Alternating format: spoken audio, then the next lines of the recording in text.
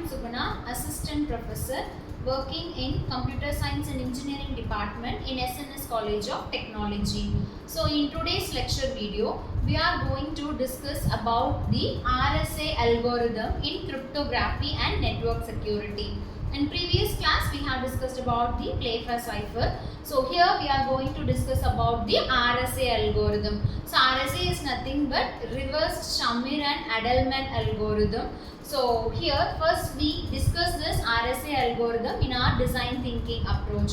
So first let us empathize this RSA algorithm. So actually RSA algorithm is the asymmetric key encryption algorithm. So in previous symmetric key encryption algorithm, we know what is meant by symmetric encryption algorithm, where we are using same key will be used for encryption and decryption, so that there can be many brute force attack and security flaws will be on symmetric algorithms like DES, AES algorithm. So only we are moving for an algorithm which is an asymmetric algorithm. So asymmetric algorithm means we are using different keys for encryption and decryption. So when we define this issue, we have to take a pair of keys, which the pair of keys can be a public key and private key. So always a public key will be used for encryption and private key will be used for decryption. So here we are using key pairs. So one such algorithm, one such asymmetric key algorithm is an RSA algorithm.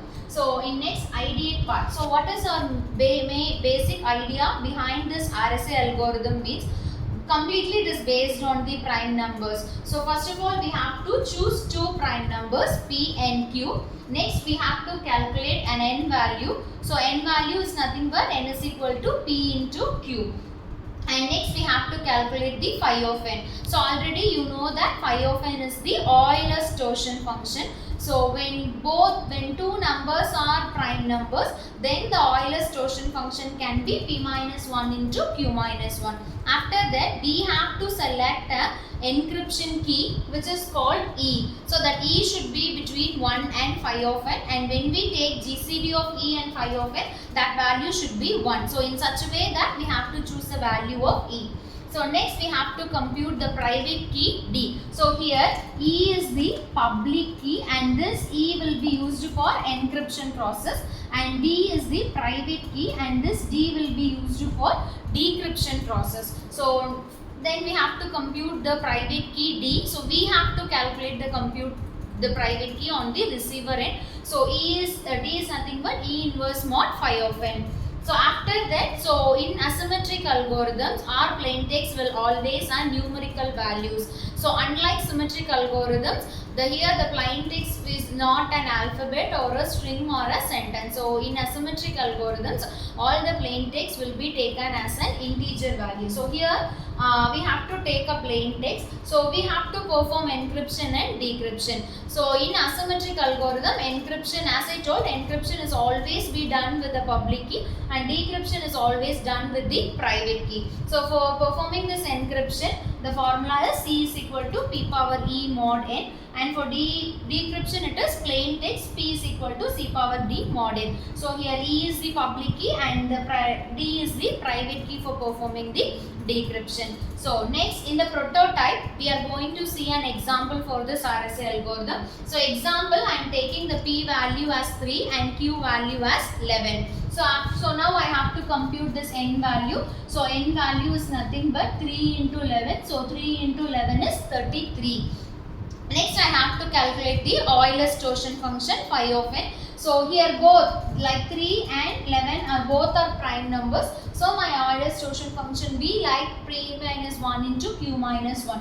So P is nothing but 2 and Q is 11. So 11 minus 1 is 10. So 2 into 10 is 20. So my Euler's torsion function value phi of n is found to be 20. Now I am choosing a random E value. So here I am choosing the E value as 3. So when we take, so E is between 1 and 20, right? My phi of n is 20. So E is between 1 and 20. This condition is satisfied. So when we take GCD of 3, 20, again it will be 1. So GCD of 3, 20 is 1. So both conditions are satisfied. So the value which I had taken for the encryption key E is correct. So when this two conditions are satisfied, the value which you have taken is found to be right. So next I have to compute a private key which is called D. So for calculating this, so it is E inverse mod phi of n. So my E value is 3, right? So it is 3 inverse mod 20. So 3 inverse mod 20 is 7. So we know how to calculate this inverse mod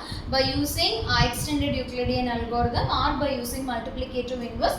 We found that 3 inverse mod 20 is 7. So next I have to perform the encryption. So here I am taking the plain text as 4. So when I calculate this C value, so what C value I can get is, so it is C, so plain text is 4, E value is 3 and the N value is 33. So when you perform or when you calculate this, you will obtain the ciphertext as 33. So just do this calculation and see, you will obtain the ciphertext as 33. So next I have to perform the decryption. So it is 33 D value, so D value is 7.